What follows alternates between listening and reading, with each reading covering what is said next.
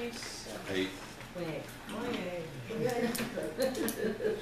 Still works. Yeah, it still works.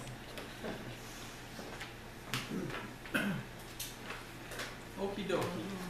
So we survived the weekend.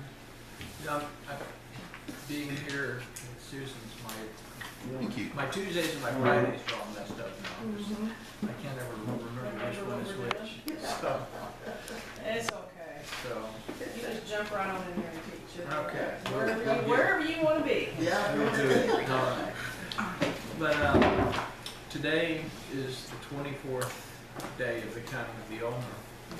And what I thought was interesting about tonight's lesson, in correspondence with the 24th day of the counting of the Omer, is that today is Beret Sheve Mahut, which is harmony in the kingdom.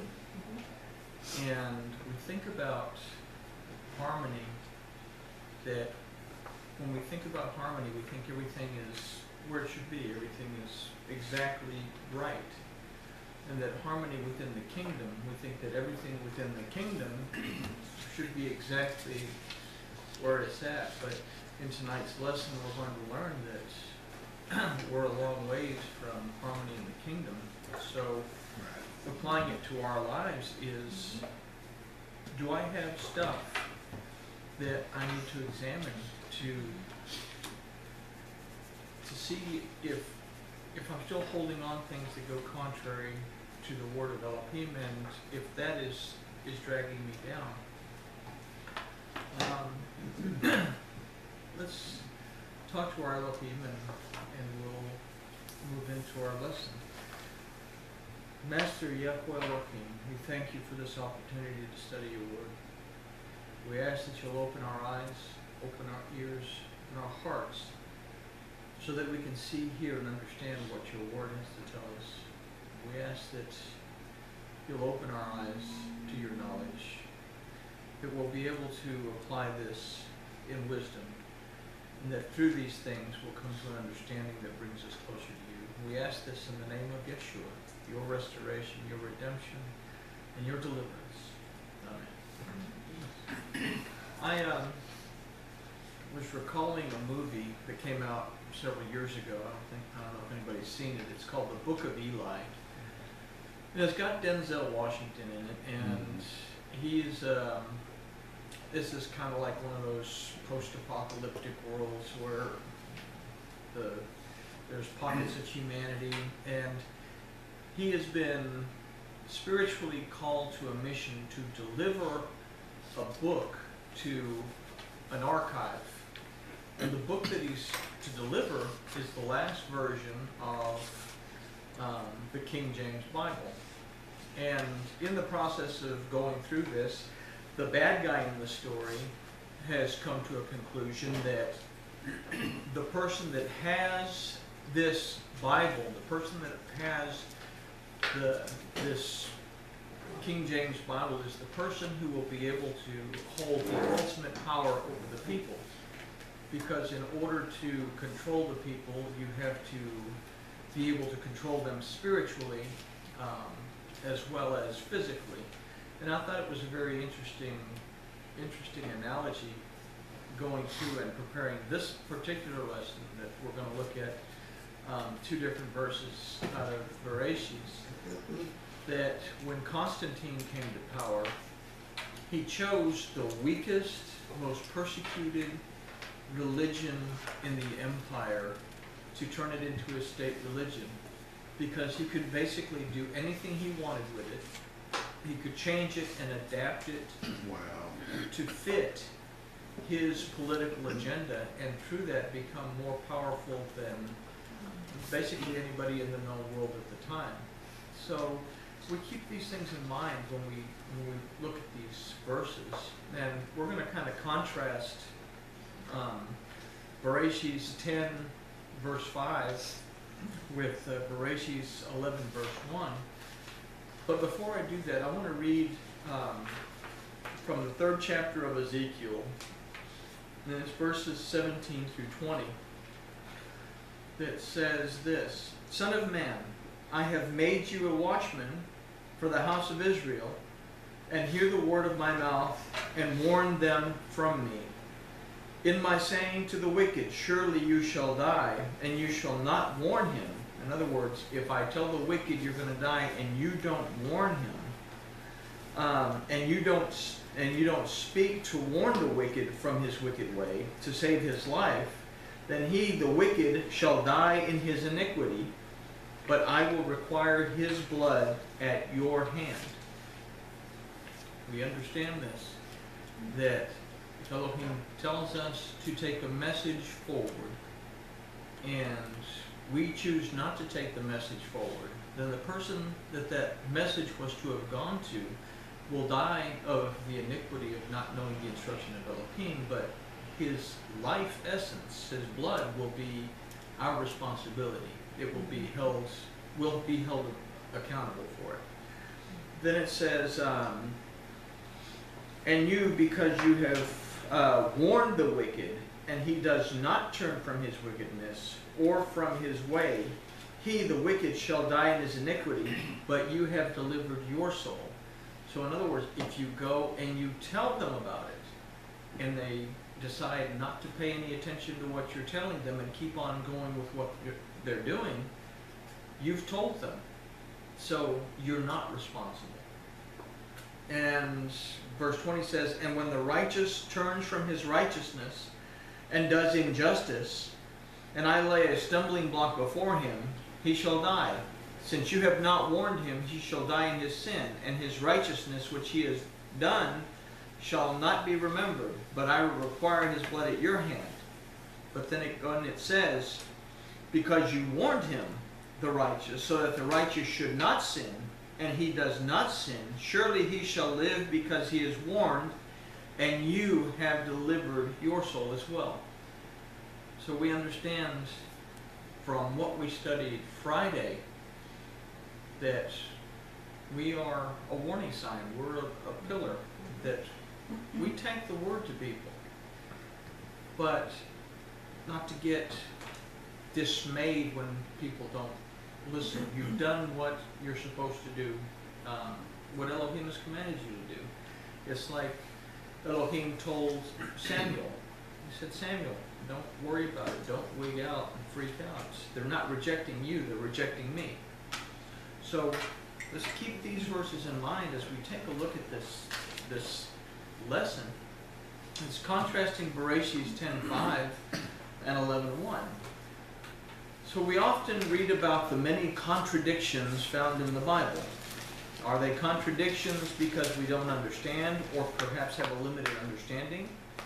Or are they lessons for us to learn and to grow in our knowledge, wisdom, and understanding of the word of Yahuwah our Elohim?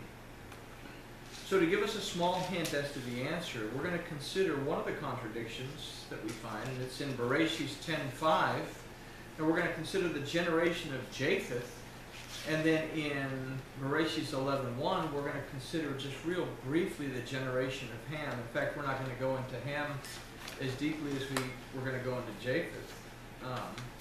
But before we look at this verse, let's consider the generation of Japheth. And we're going to take a look at the first 6 sons. Now, we're not actually going to take a look at the grandchildren. Let's just stick with the sons because we'll kind of get an idea of where it's going. But the first one is Gomer. Japheth begot Gomer. Now, Japheth means to intermix, means to have an open mind, means to allow different ideas to come in and kind of intermingle. But Gomer means complete, but it also means to fail.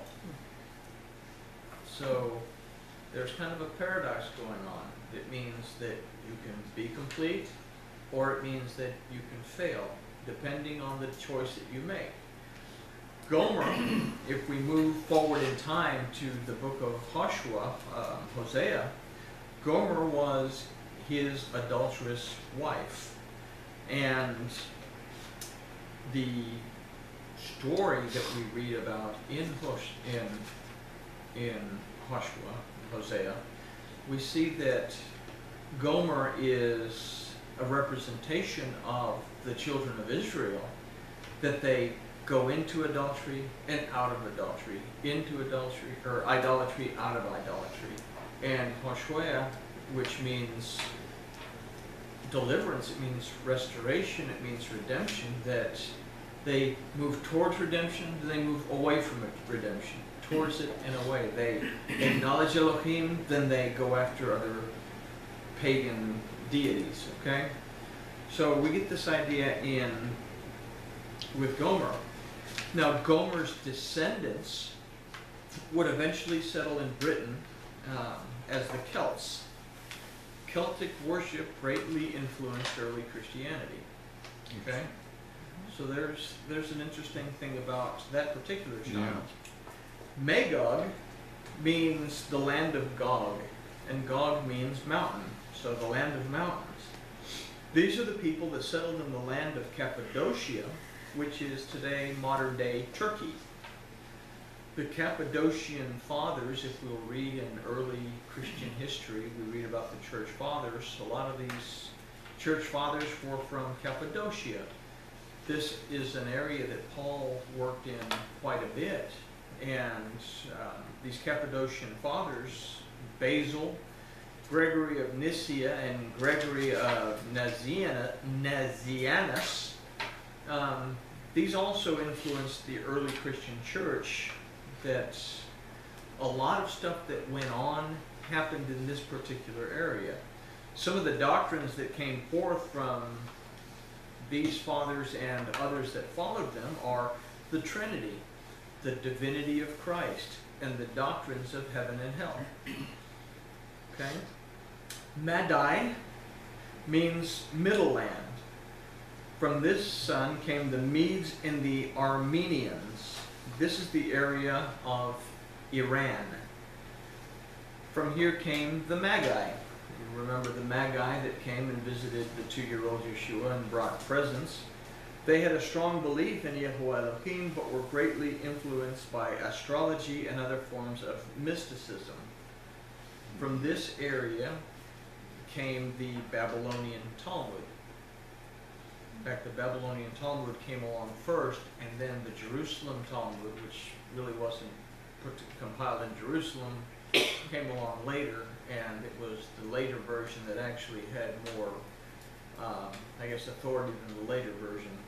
But that's where these rabbinical ideas started to take place. Javan means Greece. These are the descendants of the Greeks, and by proxy, the Romans. The religion of the Greeks and the Romans had a profound effect on the doctrines of early Christianity as well as Judaism. We open a can of worms, but the main push for the Son of God idea came from Greek and Roman theology. Zeus gave birth, or brought forth Hercules, and Hercules was to go forth and save his people from, I guess, oppression. So we get the idea that a lot of things out of Greek mythology and Greek paganism found their way into Christianity. And Judaism as well, because it affected both. Tubal means you shall be brought. This group also settled in Cappadocia, which is around Magog, which is Turkey. Meshech means drawing out, and they settled close to Magog and Tubal. So we're seeing the initial spreading out of people, and when it goes into the grandsons, the people that these people begot, we start to see how they spread up into what would be Russia and towards the Bering Strait, and how these people would have actually come down as the Native Americans. But we also see them spreading into Europe, where they would have come over the boat and they would have settled as the first European settlers of the Americas. So from Japheth also comes the people that we find in this country as well. So it's interesting that I just lost that thought, so I guess it wasn't that interesting. All right. So, to these were also born sons that are included in the genealogy of Japheth, but for the concept of this study, we'll suffice with this first generation. If we consider that Japheth means to intermix, and we see the seeds of civilization and ideas that would affect or pervert the pure word found in the ark. Remember, Japheth was in the ark. He was learning everything that Noah and Shem, Ham, and the wives, everything that they were learning, that Elohim was teaching them. They learned the same thing. And we all have the same word. It's what we're going to find is our interpretations is what causes it to kind of get mixed up. But Japheth means to intermix. And we see the seeds of civilization and ideas that would affect and pervert the pure word found in the ark. Then we're going to consider this next verse maybe with a little bit more clarity. And this is Bereshit 10, verse 5, that says, "Of these were the isles of the nations divided in their lands, everyone after his tongue, after their families in their nations." Okay, how is this a contradiction? If we just take a look, just a real quick peek at 11:1, it says, "And the whole earth was of one language and of one speech." So, how is it that everyone after his tongue, after their families and their nations, but then, and the whole earth was of one language and one speech? So, wow, we would think that maybe there's something going on there. So let's take a look at what some of these words in this verse mean, and then maybe come up with an idea as to why.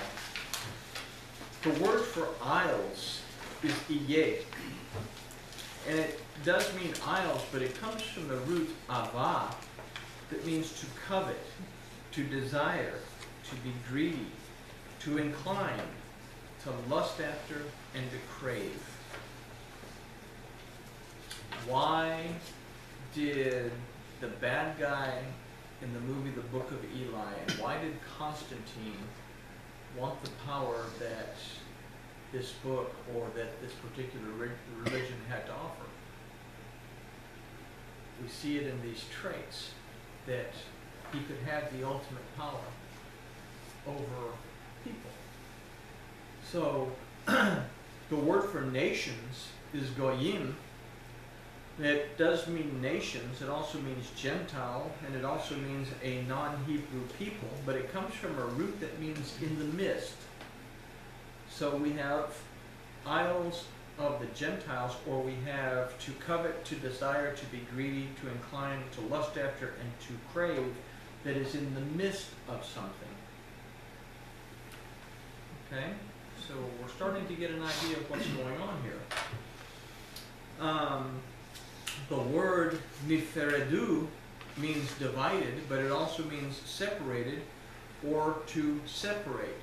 So we can say that everyone's interpretation away from the word of Yahuwah caused a separation. This is a concept of denominationalism in worship. And it is a worship that is not out of Torah. This is, I say it should be done this way. I say it's pre-trib. I say it's post-trib. I say it's mid-trib. You know, I say to rapture. I say not to rapture. Jesus is God. Jesus is not God. I have all these ideas that I'm bringing forth, and you're going to believe them, because if you don't believe them, then we don't want you to be part of our denomination. And if we hire you as a preacher to preach this, and you preach contrary to this, then we're going to fire you, because you've tried to teach us something that goes contrary to our doctrines, regardless of how pure it is according to the Word. That's our state of being.